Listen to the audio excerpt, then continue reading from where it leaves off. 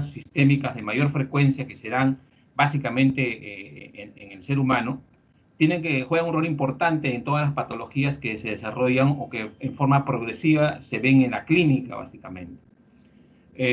Sabemos fundamentalmente que hay más o menos 300.000 especies de hongos, de las cuales aproximadamente 500 de estas especies son patógenas para el hombre. Entonces, no vamos a estudiar lógicamente las 500, vamos a estudiar el día de hoy algunas, las más importantes, las más frecuentes, digamos, las más comunes que se ven en las personas, para de una u otra manera plantear los esquemas de diagnóstico y posteriormente el tratamiento de este tipo de micosis sistémicas, que ustedes ya lo van a ver en otro curso en sí. Empezaríamos básicamente señalando que hay diversas fuentes de infección en lo que se refiere a lo que es las enfermedades micóticas, ¿no? Dependiendo de el tipo de agente patógeno que produce la enfermedad, ¿no? Cuando uno habla de fuentes de infección, fundamentalmente nos referimos a las fuentes endógenas o a las fuentes exógenas, básicamente. Y hay un tercer grupo que es mixto, el denominado interhumano. Entonces, dependiendo digamos, de la fuente de infección, nosotros vamos a tratar de un poco clasificar o agrupar a las principales enfermedades sistémicas que se dan en el ser humano en sí, ¿no? Teniendo en consideración que hay diversos criterios de clasificación. Ojo, este tema, digamos, al momento de clasificar a las enfermedades micóticas o al agente patógeno, se ha podido observar que hay digamos, que tienen cierta peculiaridad, ¿no? y diversos problemas al momento de clasificarlo, ¿no? Porque han habido varios intentos de clasificación. Algunos autores clasifican a las enfermedades micóticas por el tipo de morfología, o sea, desde un punto de vista morfológico en sí. O sea, cuando hablo de punto de vista morfológico me refiero a la forma, ¿no? del agente patógeno, ¿no? Que son formas redondeadas, ovoideas, bipolares, multipolares. Entonces, se toma en consideración dentro de la clasificación desde un punto de vista morfológico. Otro tipo de clasificación que también hay que tenerlo en consideración es desde un punto de vista fisiológico, ¿sí, no? O sea, cuando uno habla del criterio de clasificación desde un punto de vista fisiológico de los hongos, nos referimos básicamente a la capacidad para tolerar la concentración o el incremento en la concentración del azúcar digamos, en el hongo, porque este elemento es importante para la reproducción del mismo. Y hay otro criterio que también algunos autores utilizan para clasificar a este tipo de agentes patógenos, y el tercer criterio es un criterio desde el punto de vista bioquímico. Vale decir, de la forma o la diversidad del metabolismo que utiliza cada uno de estos agentes patógenos para poder reproducirse y crear la enfermedad en sí.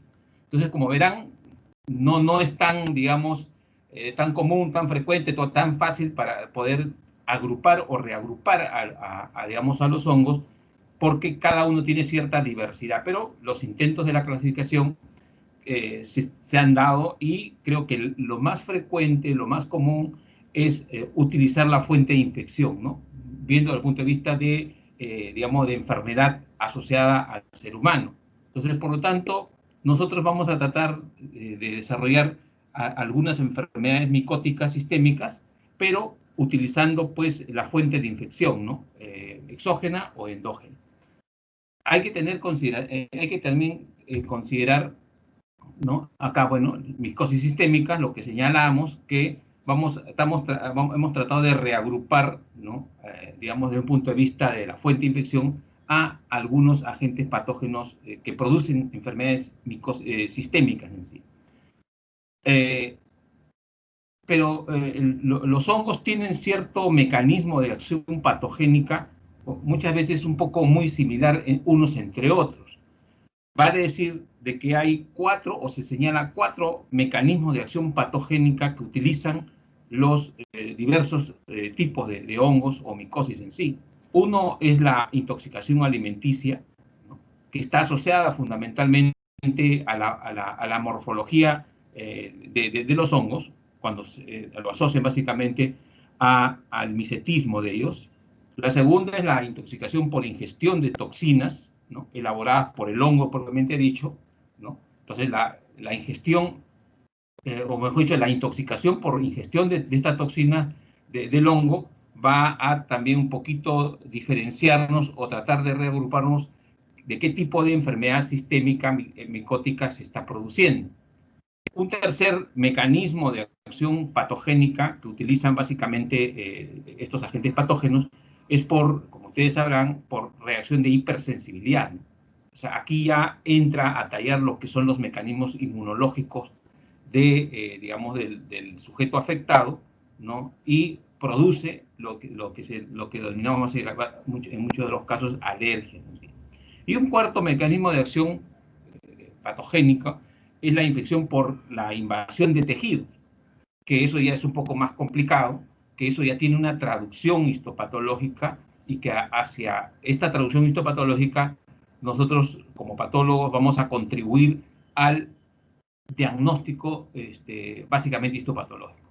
Pero como ustedes sabrán, pues el diagnóstico del agente patógeno, o sea, del hongo propiamente dicho, como vamos a ver en el transcurso de la clase, se va a dar como consecuencia de diversos elementos diagnósticos como cultivos, etcétera, etcétera, de lo que ustedes saben o, bueno, han estudiado de repente o van a estudiar en sí, ¿no? Entonces, bajo estos 4 mecanismos de acción patogénica que producen, digamos, los hongos, ¿no?, asociados a la fuente de infección, o sea, fuente exógena o fuente endógena, vamos a tratar de desarrollar algunas características de estas principales enfermedades micóticas sistémicas que se presentan con mayor frecuencia en las personas o no, en las personas en sí.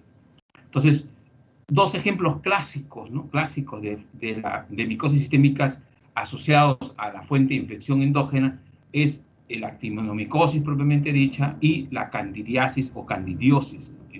Entonces, vamos a desarrollar estos 2, digamos, enfermedades sistémicas que son más frecuentes y más comunes. En sí, es lo más común y lo más frecuente que vamos a ver en la práctica clínica. ¿Sí?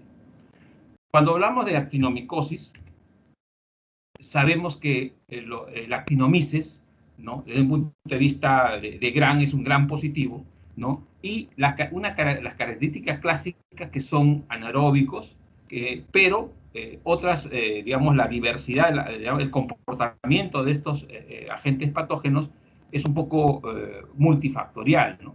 Porque algunas especies son anaerobias, pero mientras otras son anaerobias facultativas. Entonces tienen un comportamiento dual y eso hace de que digamos, el comportamiento de este hongo sea pues diverso. Entonces, por lo tanto, la enfermedad que va a producir este agente patógeno, lo que va a originar es que la signología y sintomatología va a ser diversa. Por eso es que muchas veces hay problemas de diagnóstico clínico, me refiero. No me refiero al diagnóstico desde un punto de vista, pues, etiopatogénico, sino desde un punto de vista clínico. O sea, la signología y sintomatología que van a producir va a depender si es anaerobio, propiamente dicho, o facultativo en sí.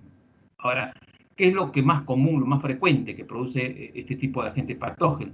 Son las infecciones crónicas, que una característica fundamental es que estas infecciones se desarrollan o su evolución es muy lenta, en forma progresiva en sí, lo que origina que la signología y sintomatología va a ser un poco, como se dice, camuflada. Otra característica básicamente morfológica es que no forman esporas, pero las colonias de este agente patógeno lo que tiende un poco a formar, digamos, son estructuras muy similares a las hifas en sí, del hongo, pero no son hifas propiamente dichas. ¿Existen diversos tipos de actinomices? Sí, sí hay diversos tipos de actinomices, pero el más común, el más frecuente, el que es más patógeno, más dañino para el ser humano, es el israelí, ¿no? Bueno, acá también hay cierta, digamos, controversia, ¿no? Porque va a depender mucho de, digamos, del lugar, ¿no?, donde se desarrolla este actinomices. Pero lo más frecuente, lo más común en Sudamérica es que el actinomices israelí es el patógeno que se presenta con mayor frecuencia. Ahora, y es en ese sentido de que por el comportamiento que tiene este agente patógeno, los diagnósticos muchas veces son erróneos. Ha habido casos que digamos, esta patología de la actinomisis se ha confundido muchas veces con neoplasias en sí, ¿no? Dependiendo del órgano, del tejido que ataca y de la forma como se presenta. Entonces, hay que tener en consideración eso, ¿no? El comportamiento de este tipo de agente patógeno en sí. Como señalaba, la actinomisis israelí es el más frecuente. Generalmente, ¿qué áreas del organismo la actinomisis se encuentra o es más frecuente? Primero, es en vagina, en colon y en la boca. Son los tres, digamos, las tres áreas más frecuentes, más comunes, en la cual se ha podido ver que se desarrolla este agente patógeno en sí, ¿no? ¿Cómo se produce el mecanismo, ¿no? El mecanismo digamos, de acción de este agente patógeno? Lo que hemos podido observar es que casi siempre se está asociado a la afectación de la mucosa en sí, ¿no? O sea, hay una ruptura, una lisis de la barrera de la mucosa propiamente dicho, que puede causarse por varios procesos. Si bien es cierto, con frecuencia se ha visto de que cuando ataca la mucosa oral, o sea, la boca, está asociado básicamente a alguna afectación o alteración, digamos, dental en sí, ¿no? Entonces se ha visto eso en sí, ¿no? O por patologías tales como diverticulitis, si es que se asocia a una patología del colon en sí, ¿no? Entonces, eso es lo más frecuente. Tiene que haber una anoxa o tiene que haber un daño de la mucosa, si bien es oral o bien es de la mucosa, digamos, de colónica, para que este agente patógeno pueda utilizar esa afectación de la mucosa y producir la enfermedad. Básicamente, lo que se ha podido observar que la actinomisis israelí, cuando se desarrolla en cualquiera de estos tres lugares, lo que va a originar es la formación de un absceso, ¿no? De un absceso. Y ese absceso se va a traducir en diversos signos y síntomas que van a estar asociados de acuerdo al lugar de afectación. En el caso de la boca, por ejemplo, en el caso del pulmón y en el sistema gastrointestinal, se ha podido observar que este desarrollo de los abscesos lo que van a originar es que van a dar origen a que este actinomisis pueda utilizar la vía pues hematógena para poder llegar a otros órganos, otros tejidos y poder prácticamente hacer un cuadro clínico pues muy diverso. Otra característica de un punto de vista ya histopatológico, que es que la actinomisis se caracteriza por desarrollar lesiones de tipo granulomatosas, ¿sí? Que se tornan básicamente supurantes y dan lugar a los denominados abscesos que hemos señalado. Ahora, ¿qué es lo característico de ellos? Y creo que en algún momento del curso creo que ya lo han visto, ¿no? En la práctica se ha visto, de que digamos, este proceso infeccioso que produce la actinomisis en este tipo de órganos o tejidos va a causar una reacción inflamatoria severa con la formación de reacciones granulomatosas, pero lo que va a caracterizar es que las colonias de esta actinomisis van a formar el denominado gránulos de azufre, que desde un punto de vista histopatológico nos va a dar, digamos, la identificación topográfica o la tipificación topográfica digamos, desde un punto de vista histopatológico de este tipo de agente patógeno de la actinomisis. O sea, la presencia de los denominados gránulos de azufre lo que va a originar es que podamos nosotros decir si estamos frente a una colonia de actinomisis en sí. Lógicamente, en una primera instancia, porque esto ya se va a someter a diversos elementos diagnósticos que nos van a, digamos, reafirmar que estamos frente a una actinomisis en sí. Bueno, lo que señalamos al comienzo de la clase, ¿no? Que produce un tipo de infección endógena, ¿no? En la que no existen indicios de transmisión de persona a persona, ¿no? Ni de que en el comienzo de la enfermedad sea a partir de un foco externo, como el suelo o la ingestión de agua, etcétera, etcétera. La enfermedad es clasificada según los órganos que afectan en sí, pero, como señalamos, que el mecanismo básicamente de infectividad o de infección está asociado, está vinculado directamente al daño de la mucosa afectada, de la mucosa propiamente dicho. Existen, lo que se ha podido observar, que hay varios pacientes con infecciones torácicas que generalmente tienen algunos antecedentes que han estado en contacto con otras personas y que por aspiración digamos, del agente patógeno pueden haber originado la enfermedad, ¿no? Y después afectarse a los pulmones, a los bronquios, extenderse a los tejidos adyacentes, etcétera, etcétera. Pero esto realmente, pues, el comportamiento de estos agentes patógenos, como señalaba hace un momento, es un poco disímil. Por eso es que en muchos de los casos se ha visto esta relación, ¿no? Antecedente de aspiración de una persona asociada a, digamos, a otra persona infectada, pero este mecanismo de infectividad no es el principal, ¿no?, mecanismo que se utiliza para poder reafirmar la infectación de este agente patógeno. Otro punto importante es que las infecciones abdominales casi siempre suelen ocurrir en personas que han sido sometidas a cualquier tipo de intervención quirúrgica digestiva. Por ejemplo, a un paciente que sufre de diverticulitis, o a un paciente que ha sufrido de una obstrucción intestinal, o un traumatismo, o un infarto intestinal, ¿no? Estos tipos de pacientes se ha podido observar que posteriormente, después de la intervención quirúrgica, han desarrollado la infección por actinomisis abdominal. Pero, repito, ¿no? Esto, si bien es cierto, podríamos decir, bueno, frente a estas situaciones ha habido afectación de la mucosa y por lo tanto es el mecanismo de efectividad más que se toma en consideración. Entonces, puede desarrollarse de esta manera la enfermedad.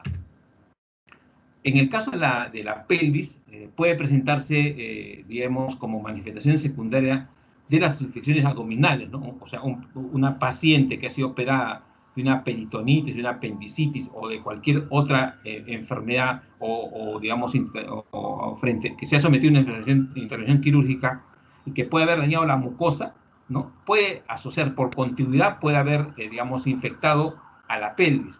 Pero la infección primaria en mujeres muchas veces se ha podido observar cuando han desarrollado una infección pélvica, digamos, asociada a este actinomisis, lo que se ha podido observar hace años o décadas atrás, cuando se utilizaban los DIU, que muchas pacientes que eran portadoras de dispositivo uterino desarrollaban en algún momento una infección pélvica asociada a actinomisis, básicamente. Pero, bueno, esos son, digamos, casos que se han presentado con no tan frecuencia, pero que sí han estado asociados, vinculados a la patología de la actinomicosis en sí. En el caso del sistema nervioso central, por diseminación hematógena de otros tejidos infectados, sí se ha podido observar que algunos pacientes han desarrollado este tipo de enfermedad micótica sistémica al sistema nervioso central, pero por diseminación de tipo hematógena. Hay que tener claro que los síntomas, digamos, respiratorios son inespecíficos, ¿no? Pero pueden darse desde la formación de un absceso hasta la diseminación de los tejidos adyacentes de esta enfermedad progresiva. ¿Sí? Tiene un patrón radiológico inespecífico, pues no es común, por eso muchas veces el diagnóstico diferencial se hace con diversas enfermedades, como lo vamos a ver posteriormente, ¿no? En el caso de cuando el actinomisis invade el sistema nervioso central y forma un absceso, lo que se ha visto, se ha podido observar que este absceso es un absceso intraparenquimal encefálico, pero es solitario, no es como otras enfermedades que producen diversos focos, digamos, o diversos microabscesos a nivel del parénquima encefálico. Pero también se pueden observar que estos abscesos pueden presentarse o pueden desarrollarse en las meninges, ¿no? Produciendo cierta meningitis abscedada asociada a actinomisis, ¿no?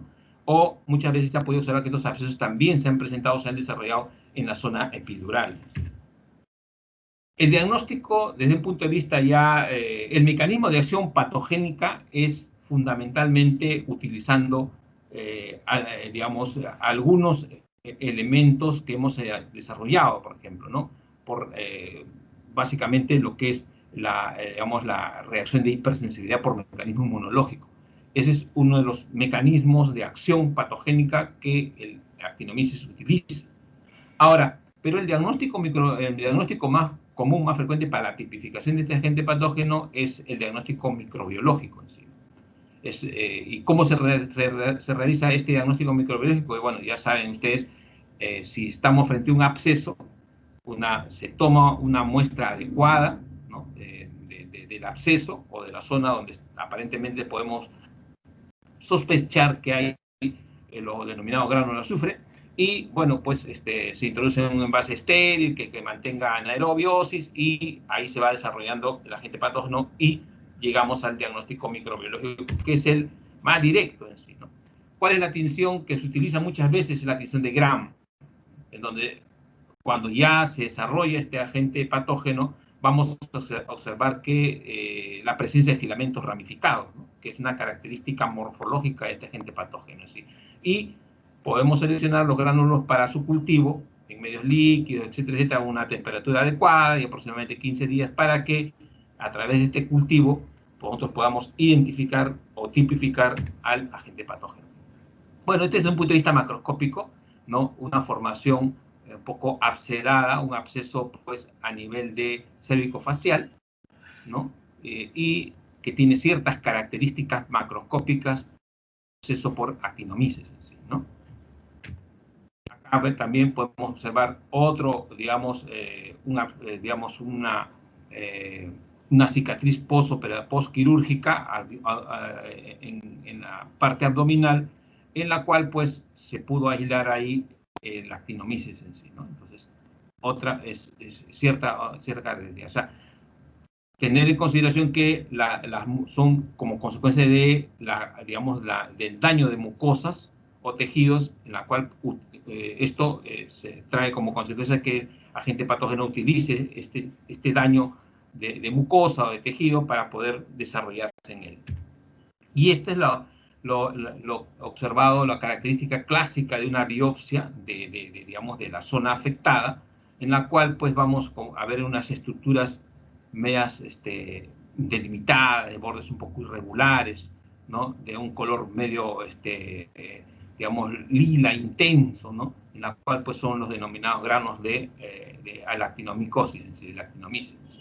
Entonces, esto ya cuando uno hace una biopsia de la zona afectada y lo lleva a coloración HE, y podemos identificar al gránulo de actinomyces, con lo cual está dando el diagnóstico de actinomicosis en sí.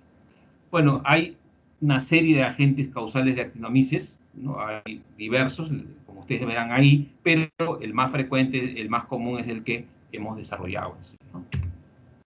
En el caso de otra, digamos, infección o enfermedad micótica sistémica de mayor frecuencia, es la candidiasis.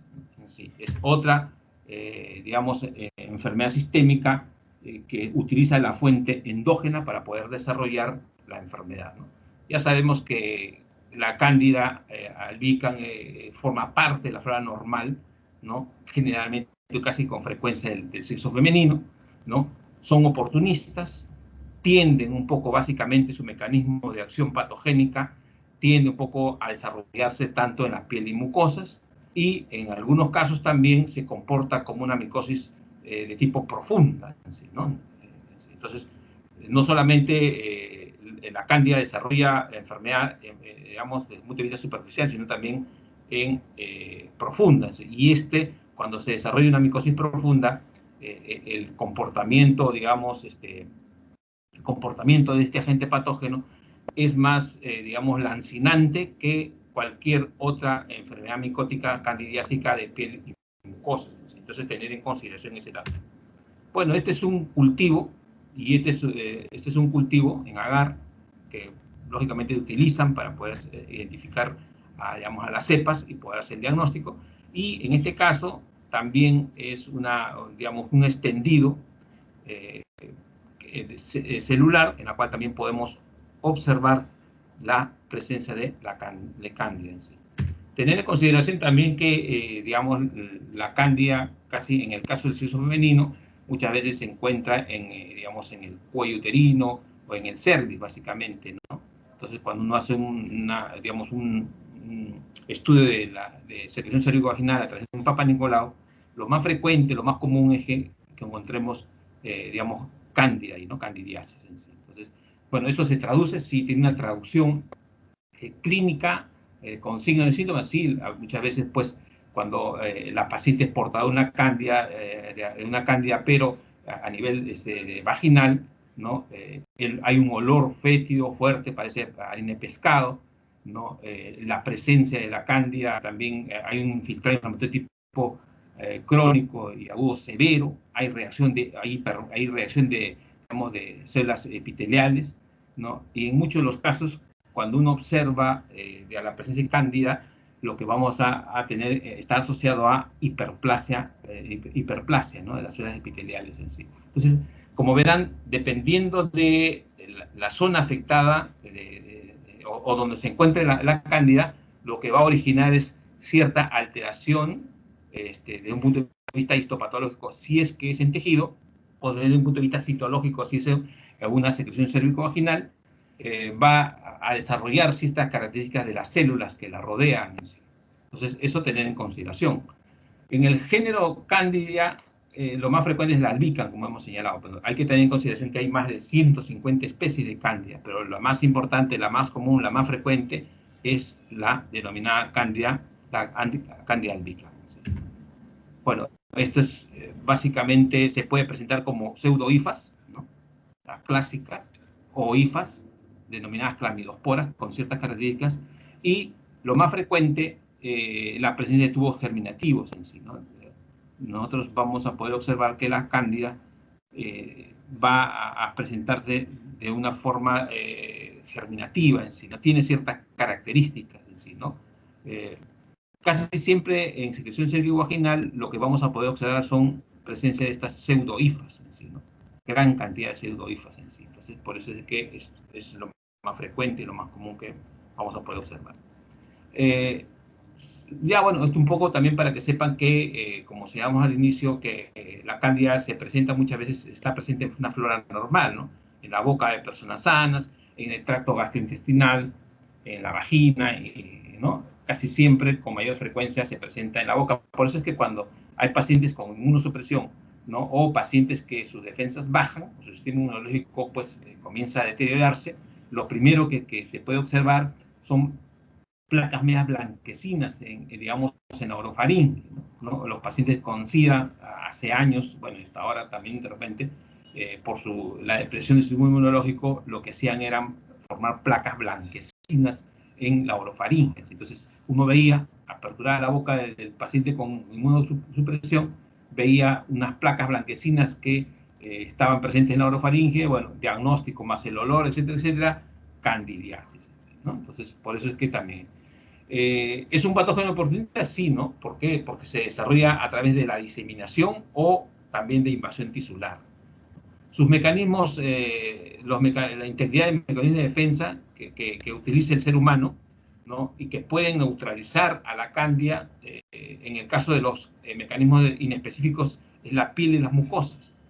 En el caso de los mecanismos de defensa que utiliza el organismo, que son específicos básicamente, es la presencia de los linfocitos T. Entonces, frente a la presencia de cándidas, como mecanismo específico que utiliza el organismo es la utilización o la activación de los linfocitos tipo T. ¿Cuáles son los factores del microorganismo, o sea, la cándida que utiliza básicamente, ¿no? Tiene ciertas características microscópicas, ¿no? De la cándida. Una característica es su capacidad de adherencia a tejidos, ¿no? Y superficies inertes. O sea, tiene esa capacidad que tiene la cándida de adherirse a los tejidos y por lo tanto pues se adhiere a los tejidos y afecta o altera a todo el tejido adherido en sí, ¿no?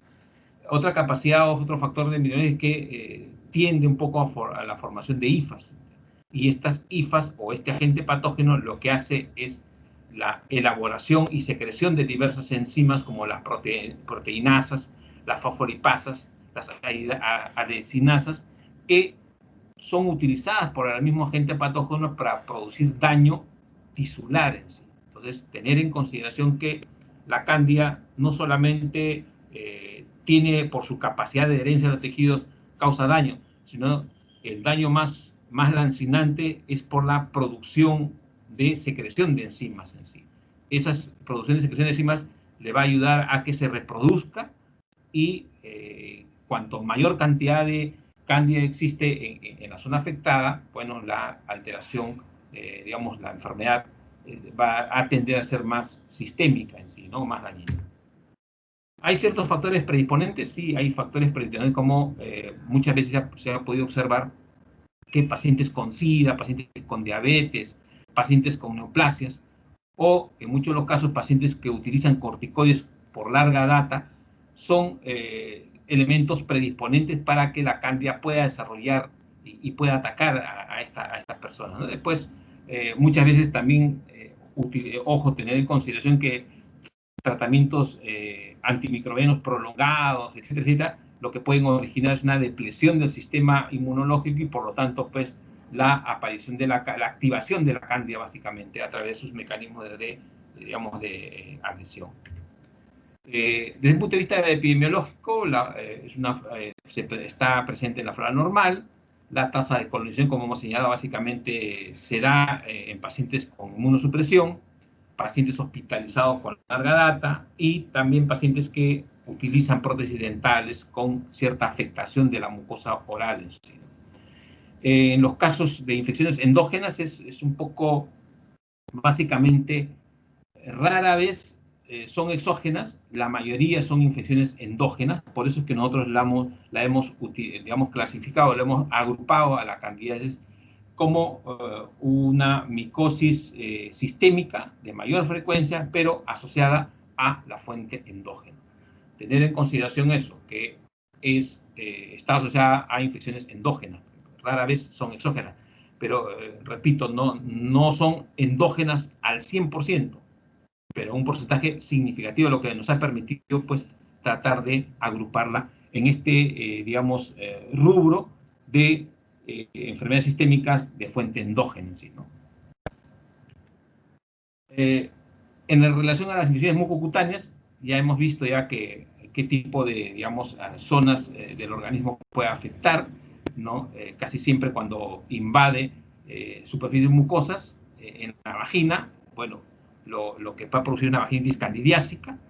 Cuando ataca la piel, lo más frecuente y lo más común que se ha podido observar es que está asociada a la presencia o el desarrollo de lo denominado intertrigo, ¿sí? Y las formas mucocutáneas crónicas, básicamente, pues, no son tan frecuentes, pero sí en algunas oportunidades se pueden presentar y desarrollarse en sí. ¿Qué es lo que denomina? El cuadro clínico, básicamente, de la candidiasis se llama candidemia, ¿sí?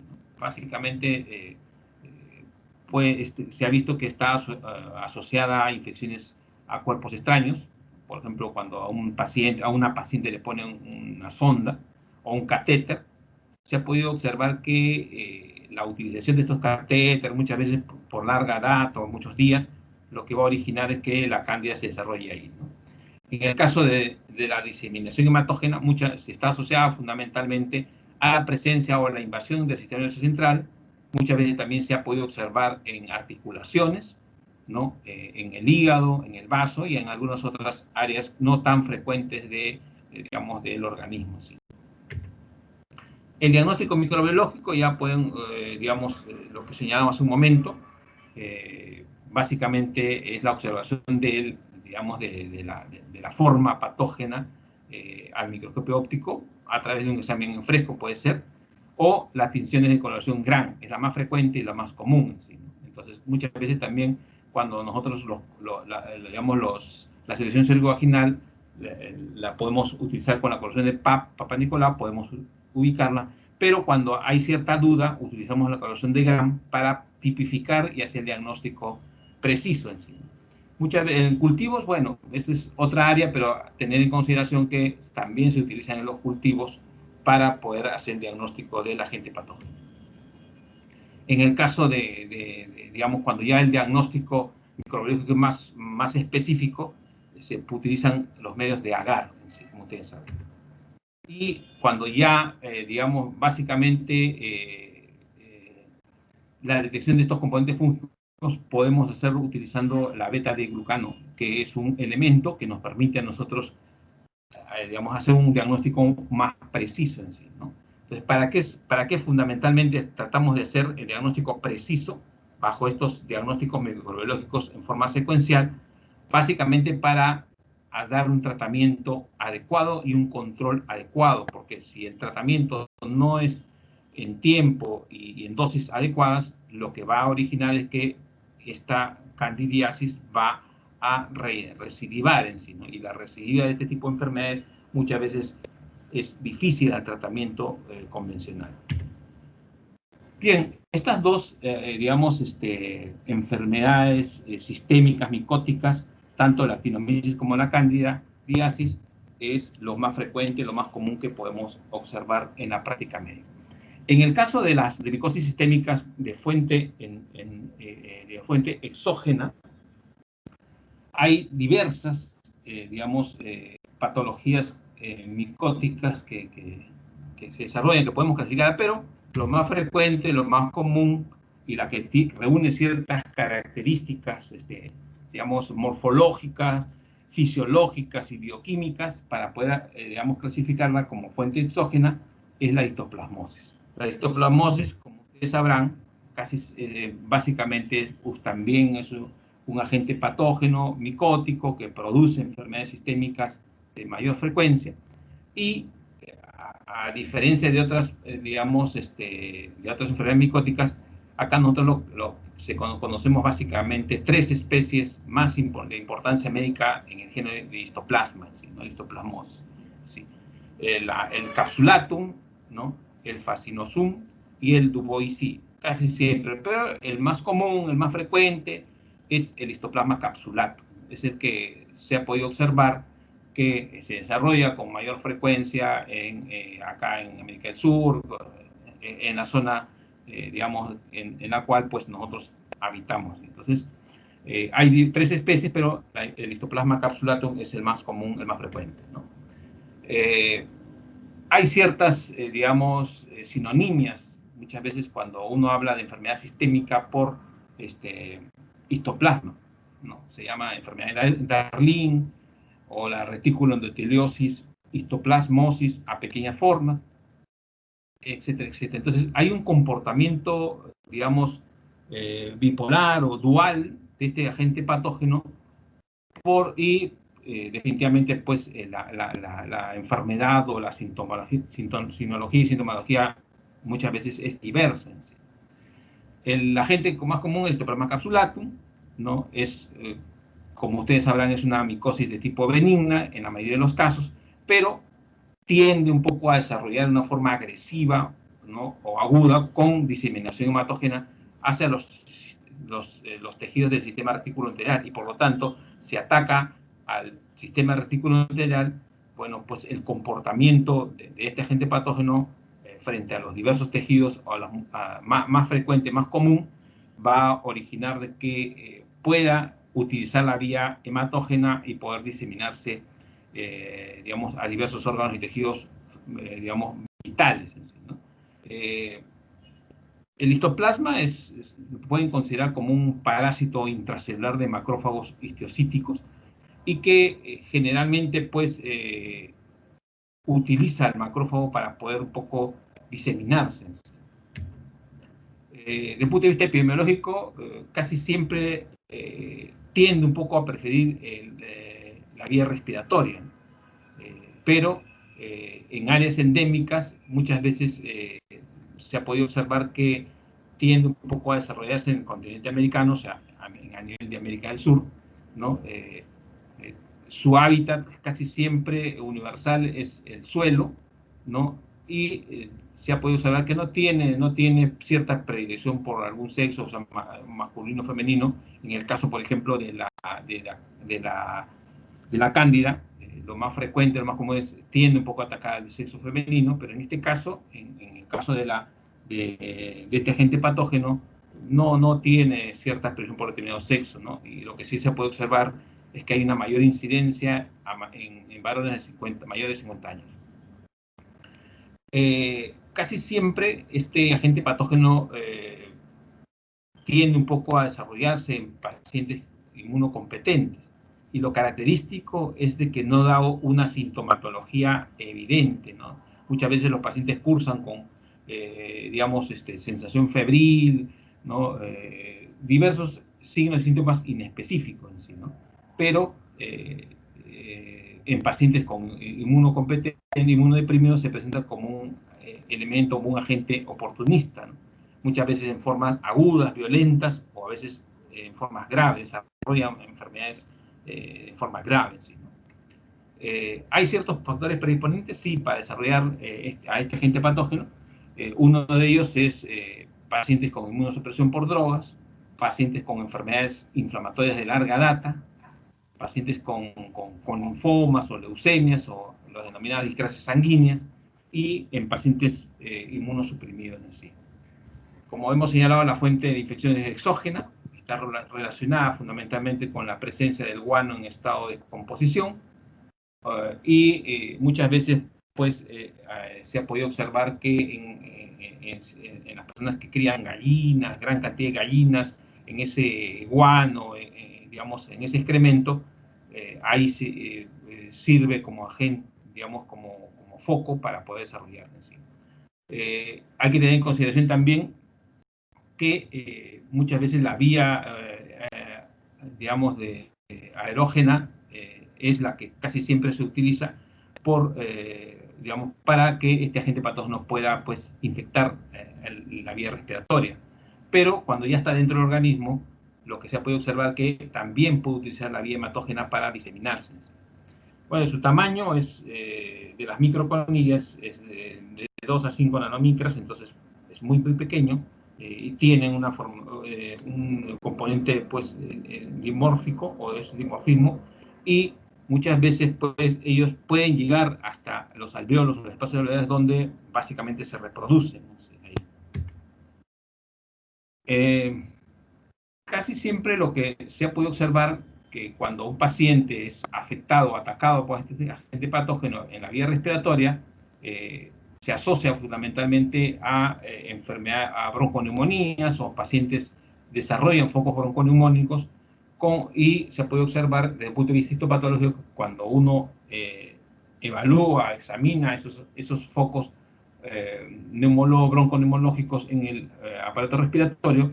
Hemos podido observar que la presencia de reacción granulomatosa con presencia de células gigantes multinucleadas, y en esa área del granuloma propiamente dicho, hemos podido observar la presencia de las formas de levaduras de este agente patógeno. Bueno, en personas inmunocompetentes se forman granulomas, y esta es otra enfermedad micótica dentro del grupo de las enfermedades granulomatosas, con presencia de células gigantes, y en algunos casos se puede confundir con TB. ¿Por qué? Porque el granuloma que desarrolla este tipo de agente micótico produce lo que denominaba necrosis gaseosa central, ¿no? Cierta característica que se desarrolla en TB.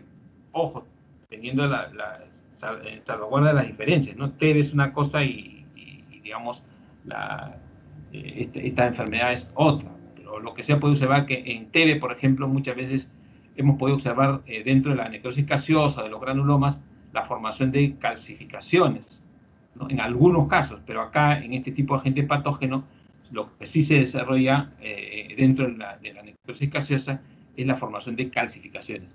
Entonces, esa es una diferencia histopatológica que nosotros podemos tener en consideración, no como diagnóstico, sino como un elemento, como un criterio secundario para poder decir que este granuloma con presencia de células gigantes, ¿no?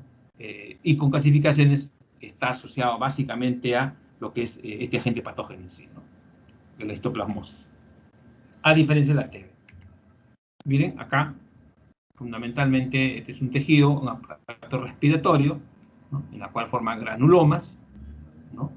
Todo, ¿no? Necrosis gaseosa, ¿no? Y en algunos de los casos, esto ya, cuando se presentan estas formas, son las microcalcificaciones que se forman en la, digamos, la actinomicosis, y que diferencian a otros granulomas de otros agentes patógenos que puedan utilizar, ¿no? Entonces, este es granulomas de actinomisis atacando el parénquima pulmonar, vasos congestivos, gran cantidad de fibrosis, necrosis central, elementos celulares. Bueno, y acá por acá podríamos observar células gigantes multinucleadas que me van a dar, desde un punto de vista histopatológico, los criterios de, digamos, de actinomicosis. Ya mayor, digamos, macroscópicamente, la actinomicosis se desarrolla así, múltiples zonas granulares, ¿no?, diversas en todo el parénquima pulmonar. Cuando se hace el corte, se observa necrosis gaseosa central y en muchos de los casos calcificaciones, ¿no? Sí, es característico. Así. Las manifestaciones clínicas casi siempre habíamos señalado que el 95% de afectados por actinomisis son asintomáticos. Muchas veces el diagnóstico se hace por prueba intradérmica positiva y la presencia de esas lesiones residuales calcificadas en parénquima pulmonar, que podemos observarlo a través de una tomografía de pulmones o una radiografía de pulmones. Entonces, en sí. Ahora, tener en consideración eso, que son pacientes asintomáticos. Pero cuando ya se vuelven asintomáticos, estos pacientes presentan un cuadro agudo y crónico de forma progresiva, ¿no? Y particularmente cuando la actinomisis ataca digamos, al parénquima respiratorio de los niños menores de 10 años, lo que se ha podido observar que desarrollan una enfermedad grave, ¿no?, que muchas veces tiende a llevarlo a la muerte a los niños. ¿Sí? El desarrollo básicamente está dado fundamentalmente por la dosis infectante, o sea, la cantidad de agente patógeno que, digamos, la persona absorbe o entra por vía hematógeno o por inhalación, y también considerar la capacidad de virulencia que tiene la cepa y el grado de resistencia que va a tener.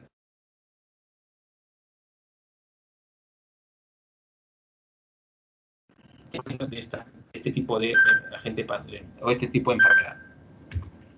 Manifestaciones clínicas cuando son sintomáticos, ¿no? Tener en consideración que muchas veces se está asociado o se puede confundir con un resfriado común, paciente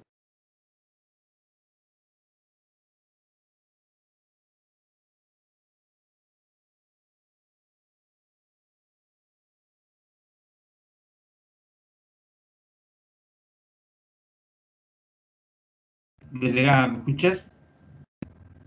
Se le fue el audio, doctor, en estos últimos minutos. Solamente en manifestaciones clínicas se le fue el audio, no sé qué pasó. Sí, pero se ha ido el PowerPoint, un ratito, ya, un ratito, espérate. Ya, sí, se ha quedado en manifestaciones clínicas. Ahorita yo observo la pantalla, manifestaciones clínicas. Lo anterior sí ha estado avanzando bien, ha estado avanzando al tiempo que usted ha estado explicando.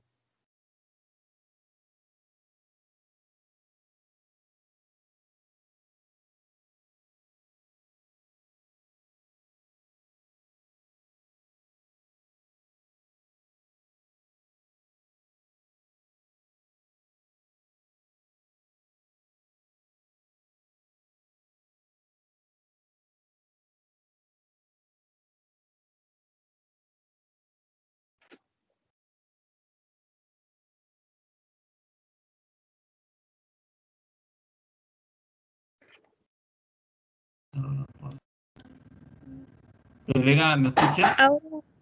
Sí, doctor, ahora ha dejado de compartir. Ya.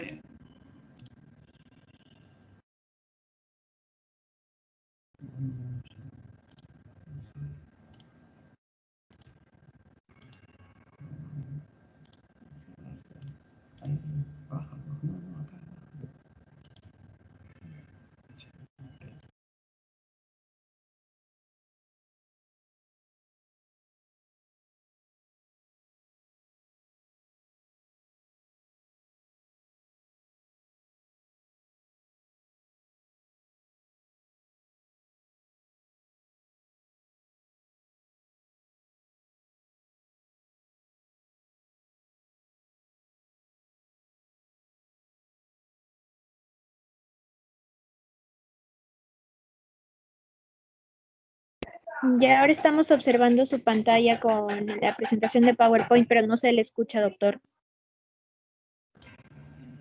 Ya, ¿ahora sí me escuchas? Sí, ahora sí se le escucha y se observa la pantalla de PowerPoint. Ya.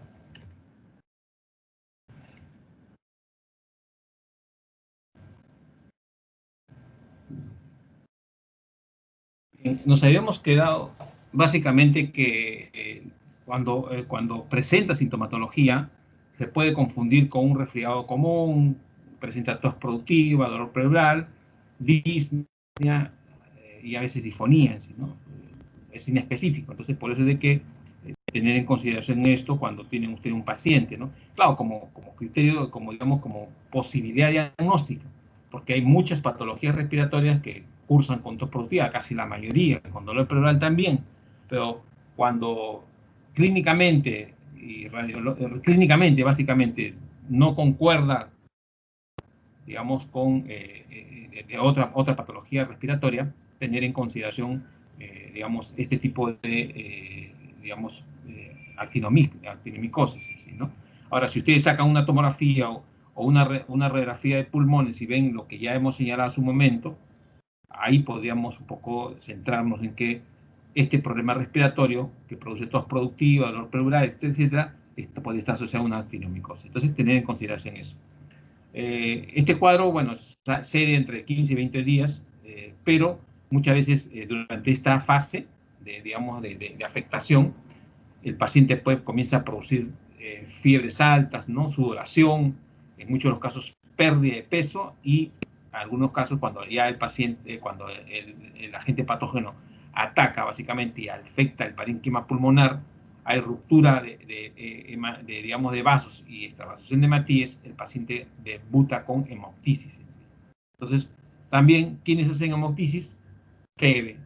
Entonces, hay que, claro, lógicamente hablar, repito una vez más, hablar de TB es totalmente diferente a hablar de una digamos, enfermedad micótica sistémica, pero tener en consideración para poder hacer diagnóstico diferencial. Ahora, estos pacientes también pueden desarrollar adenopatías, ¿no? Desarrollar también diversos infiltrados inflamatorios de tipo parenquimatoso. Entonces, las adenopatías, que también es un signo inespecífico, se presentan en la actinomicosis. Bueno, esta es básicamente, placas en la cual ustedes pueden observar el patrón de diseminación miliar, que es como una especie de moteado puntiforme difuso, y el desarrollo del histoplasmoma, ¿no? Sí, son ya no, digamos, son difusos, sí, pero bien delimitados, ¿no? Son como granulomas en sí, con una diseminación, digamos, en todo el parénquima pulmonar en sí.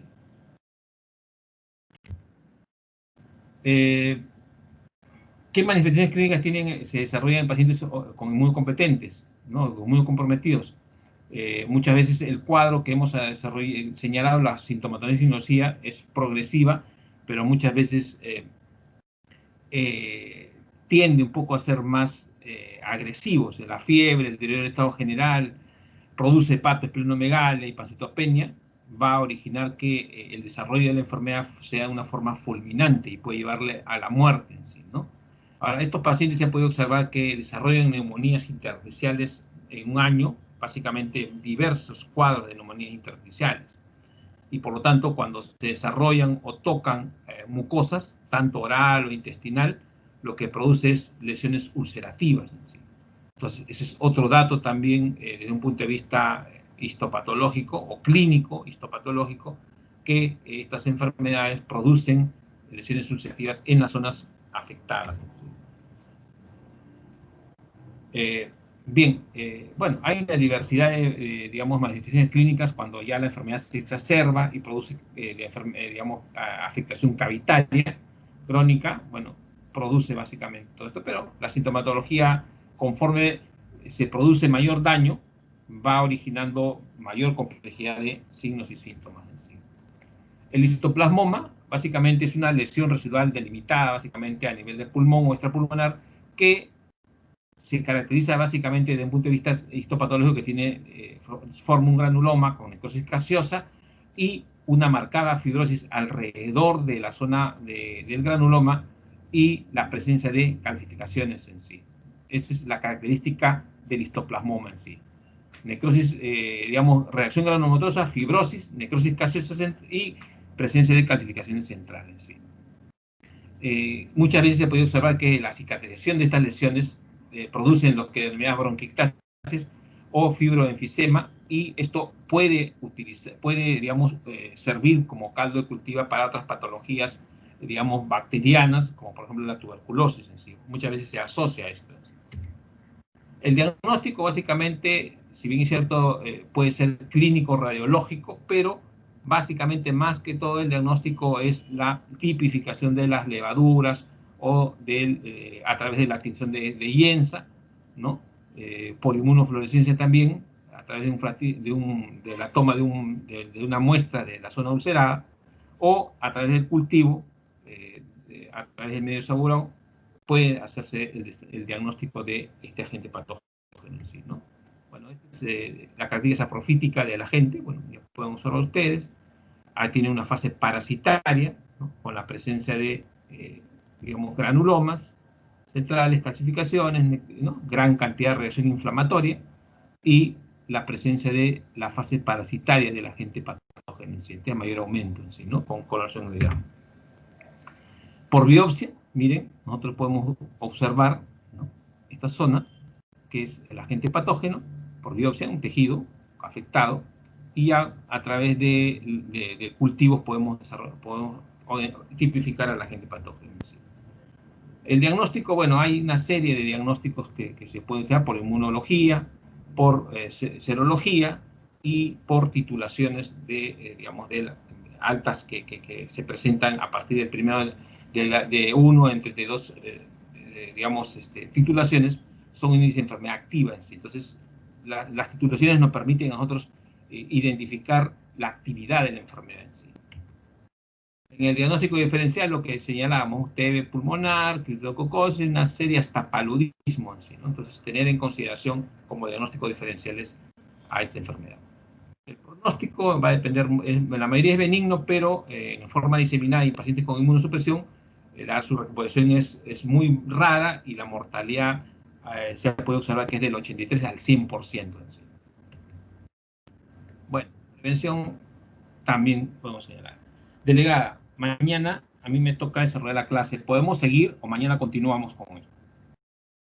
Sí, doctor, no hay problema. Mañana continuamos con la clase. Como desee. Seguimos ahora o si no, mañana, como usted guste, doctor. Ya depende de ustedes, ¿no? Depende de ustedes. Son las 5, de repente después ya los profesores están ahí en su práctica, no sé. Bueno, vamos a seguir porque... Sí, vamos a seguir unos 10 minutos más, ¿no? Porque generalmente este tema es un poco amplio, pero de todas maneras vamos a tratar de hacerlo más dinámico que en sí.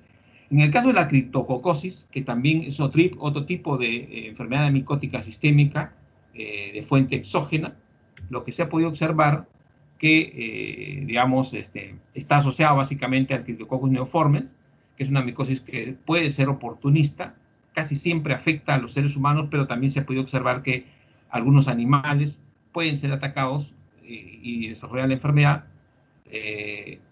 Casi siempre se inician en el pulmón, en la vía respiratoria, y con tropismo por el sistema nervioso central, ¿no? Puede llegar al sistema nervioso central.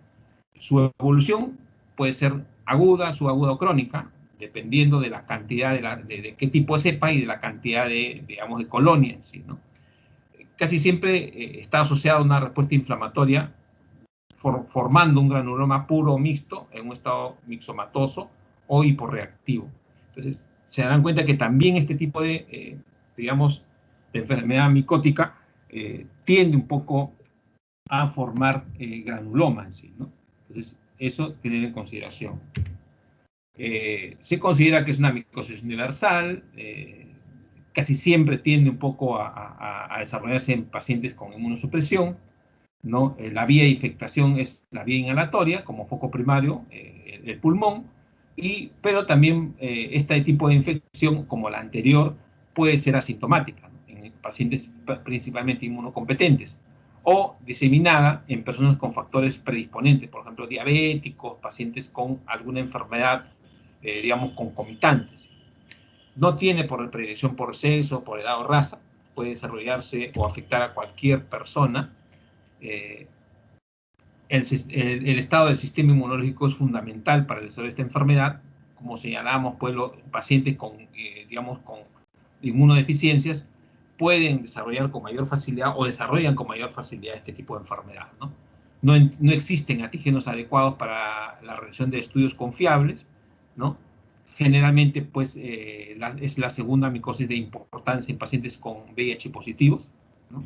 Y cuando ataca fundamentalmente al parénquima pulmonar o cualquiera, digamos, otro tejido, fundamentalmente el aparato respiratorio, lo que se hace, lo que se observa es la presencia de formaciones nodulares, nódulos bien delimitados, de bordes irregulares, de un color de nacarado, ¿no? Que fundamentalmente dentro de ellos podemos encontrar digamos, agente patógeno, ¿no?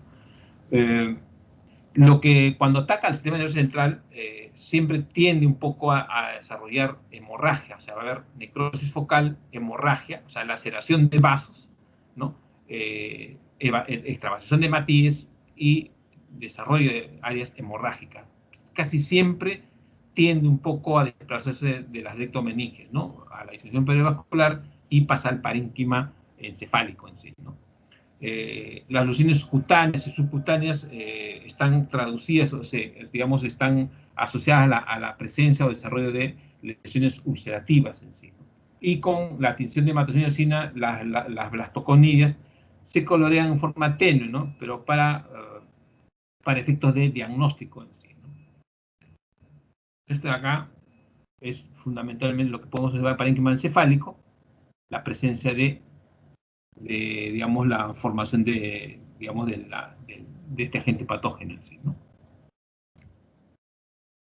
En el caso de la inhalación de blastoconidias origina básicamente lo que es procesos inflamatorios o infecciosos leves en pacientes con inmunodeficiencia, pero cuando ya la enfermedad empieza a desarrollarse y empieza a producir sintomatología más específica, lo que va a originar es, digamos, lo que va a atacar, ¿no?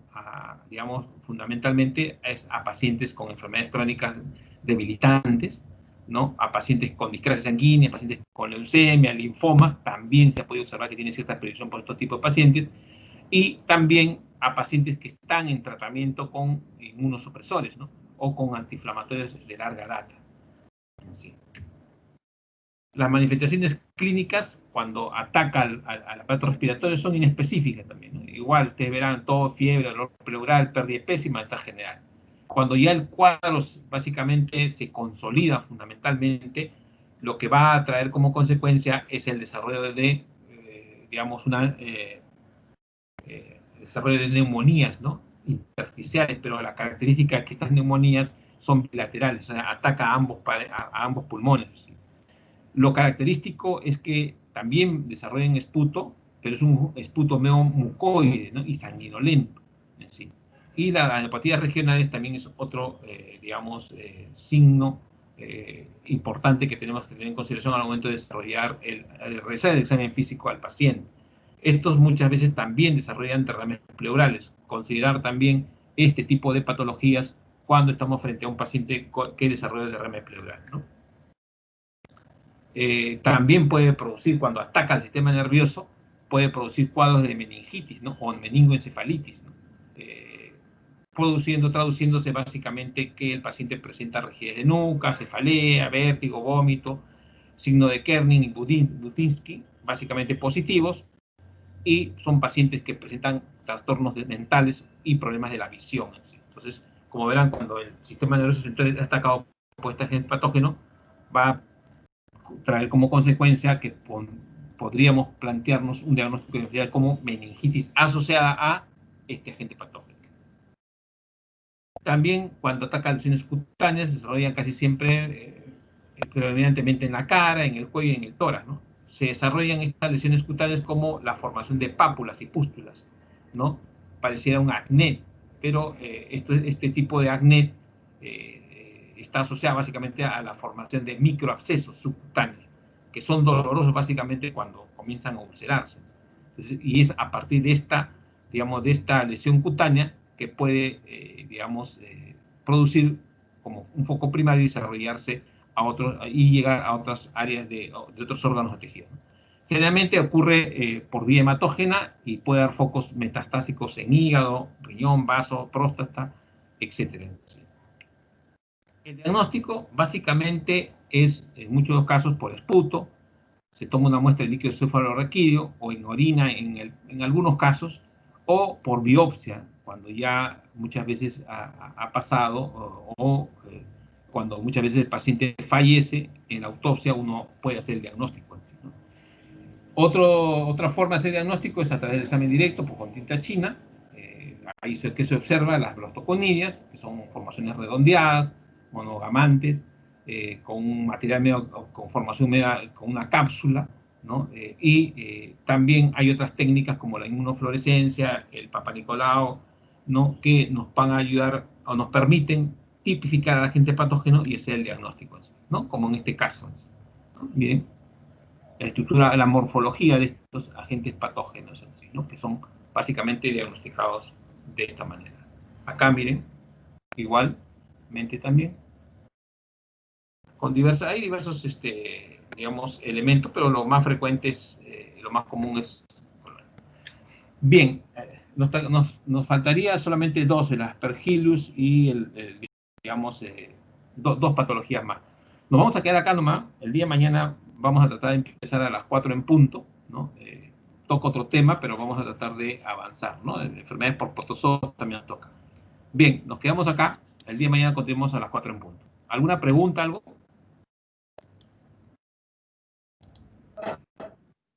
Ya, doctor. Que no hay preguntas, no han mencionado nada en el chat. Ya, perfecto. Más bien, porque la lista de asistencia. Ya, sí, puede, ¿tú crees, puedes pasar la Ahí lista le de debe asistencia? aparecer. Sí. Lo que pasa es que como usted ha iniciado la reunión, solamente el administrador de la reunión puede descargar la lista de asistencia. Ahí donde dice participantes, al costado hay 3 puntitos. Ahí da clic en los 3 puntitos y le va a salir descargar lista de asistencia. Ah, ya, perfecto. Ya, gracias. Ya.